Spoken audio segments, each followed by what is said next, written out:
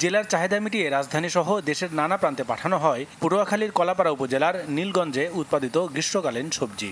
এই তালিকায় আছে করলা, ঝিঙ্গে, ঢেঁড়স আর লাউ। এবারও নানান জাতের সবজি লাগিয়েছিলেন চাষিরা, তবে টানা বৃষ্টিতে তলিয়ে গেছে ক্ষেত।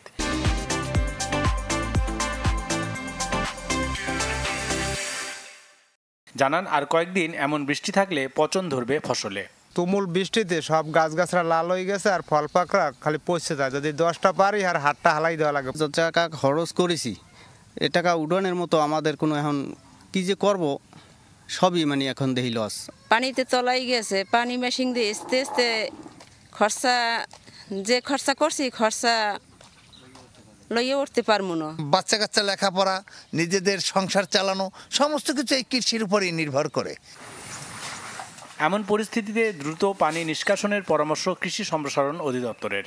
তারা যাতে বীজতলার পাশে নালা কেটে এবং ছোটখাটো মৌসুমি বাঁধ কেটে দিয়ে প্রশাসনের সহযোগিতায় তারা যদি এটি করে তাহলে দ্রুত নিষ্কাশনের ব্যবস্থা করে পানি সরিয়ে দেয়। নদ নদীর অতিরিক্ত পানির চাপ ঠেকাতে কাজ করছে উপজেলা প্রশাসন। জানান, এরই মাঝে উদ্যোগ নেওয়া হয়েছে মাঠ ও খালের পানি নিষ্কাশনেরও। স্লুইস গেটগুলো যেন খালের পানি প্রবাহের জন্য অনবরত খোলা থাকে এবং শুধুমাত্র কৃষকদের উপকার আসে এই বিষয়টি আমরা নিশ্চিত করেছি।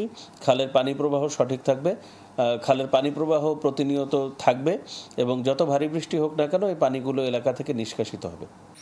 কৃষকদের আশা, প্রায় 3000 হেক্টর জমির ফসল রক্ষায় দ্রুত পদক্ষেপ নেবে সংশ্লিষ্ট কর্তৃপক্ষ। Desk report, channel 24।